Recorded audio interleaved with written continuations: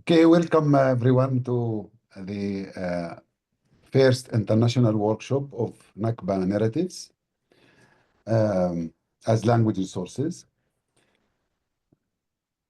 So the scope of this work is to explore how AI and NLP and corpus linguistics and computer science in general is actually can assist in understanding or disseminating or preserving the ongoing Nakba narratives, of course. When we say ongoing, we mean because the Nakba started in 1948, but it's actually until today, it's Nakba. So lots of text, lots of uh, corpora, audio, video, and so on um, need to be preserved and need to be understood from a NLP point of view. Um, we would like to highlight few points that are important to see at the beginning. So before starting, the workshop will explore a research area that is actually an intersection between language, technology, and social good, which is a crucial and growing area of research. Such connection is widely recognized as essential for advancing NLP as a field. We'd like also to highlight that our keynote speaker, who is well-known and respected scholar, will explore language evolution and how words are shaped, contested within the political and cultural discourse surrounding the Nakba, which is actually will be offering useful insights for applying NLP to such narratives. Last thing I want to say that we very much welcome thoughtful contributions from all participants during the discussion and all sessions in the workshop. Some statistics about the submissions. We get 19 submissions. We accepted 13. We assign reviewers, most of them 3 reviewers, but we say 2 to 4 reviewers for each paper. In total, we have 49 authors from 14 countries, and this is the distribution. Most of them are from the United States, then Egypt, then Palestine, but including other countries also, including Malta, Turkey, Germany, Tunisia, UK, Netherlands, France, and Canada. Our program today, first, in the opening session, my colleague Camille Mansour will also give a short opening talk, but then it will be followed by the propaganda detection session and then bias detection session, which are very relevant to our area of research. Then we have very nice panel discussion. I will talk about it. Then we have 3 sessions. At the end, we will have a keynote speech at 4 o'clock. So the panel discussion will address, in the era of multi-modal language models and large language models. So there's a lot of potential for digital archives and cultural heritage that we will be discussing during the discussion panel, which will be moderated by Mahmoud Al-Haj. Our keynote speech, Ilan Pape, will talk about unmasking bias and propaganda in the discourse on the Nakba, on the ongoing Nakba. I think that's all. And now I will give the mic to my colleague Camille Mansour to continue. Yeah, Camille, please. Thanks, Mustafa. I'm happy to participate in opening this workshop with you, Mustafa, my friend and colleague. When Mustafa suggested to me in spring 2024 the idea of holding a workshop on Nakba narratives at Coring 2025, I immediately welcomed the idea. Though my very limited knowledge of AI and NLP did not permit me to appreciate the scientific implications of holding such a workshop. I had also a concern. The narratives of the Nakba are usually charged with such deep emotions and sentiments that I thought a sufficient time for a solid preparation was necessary, and I feared that being so close to January 2025 would not permit a successful event in terms of competent participants and quality of contributions. But having looked the last 2 weeks at the final program, I think the workshop is already a success. One could inquire about the reasons of my interest in the workshop. In terms of substance, political developments related to the Nakba, whether at the domestic or the international relations levels, have been an important part of my research for more than 50 years. But it is my involvement in two IT-related projects that explains Mustafa's kind invitation to participate. The first project consisted in establishing at Birzeit University in the mid-1990s Al-Muqtafi, I mean the database of Palestine legislation since the Ottoman period. The second project was initiated more than 10 years ago at the Institute for Palestine Studies, I mean here, PalQuest, i.e. the interactive encyclopedia of the Palestine question. In both projects, one of the main instructions to researchers and IT and data entry people was not to upload and publish data without having it structured first. Each content element or unit had to be identified by its metadata, date, title, subject, location, actor, and had to be formatted whenever possible within a DTD, a document type definition that includes the content and hierarchy of XML tags. This was done systematically in the case of registration in Al-Muqtafi database. Take, for example, the task of structuring an ordinance.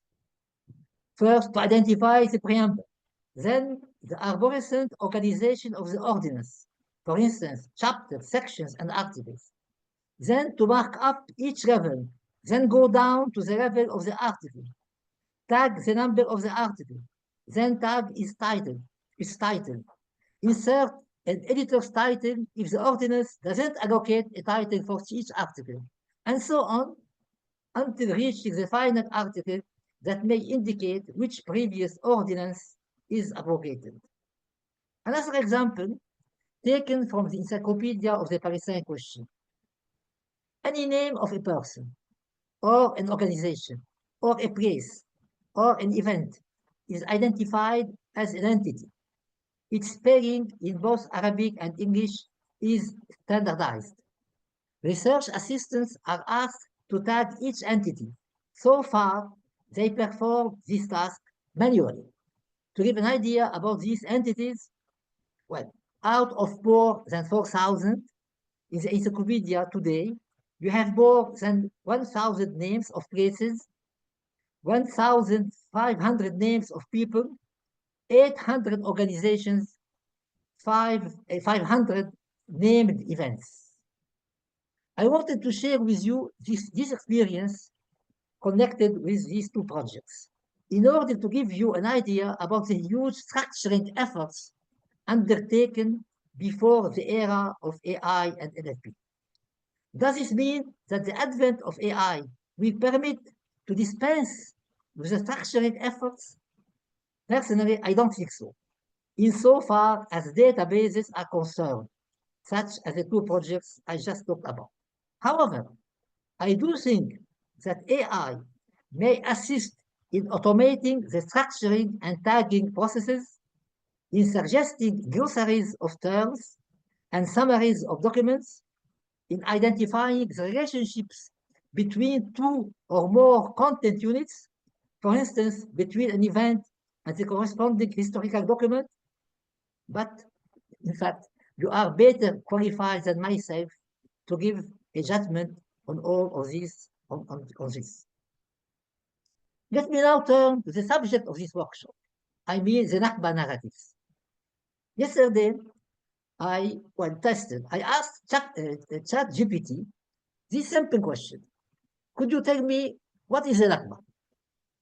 I must confess, I was surprised by the fairly objective, non-biased answer I got.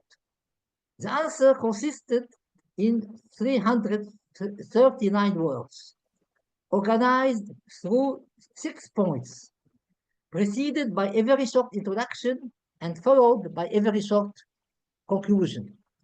And the six points in the chat GPT response were: first, historical context; then, displacement of Palestinians; third, land and property loss; four, humanitarian crisis; five, ongoing impact; and finally, different perspectives. Only finally, different perspectives. I mean, Palestinian perspective and Israeli perspective.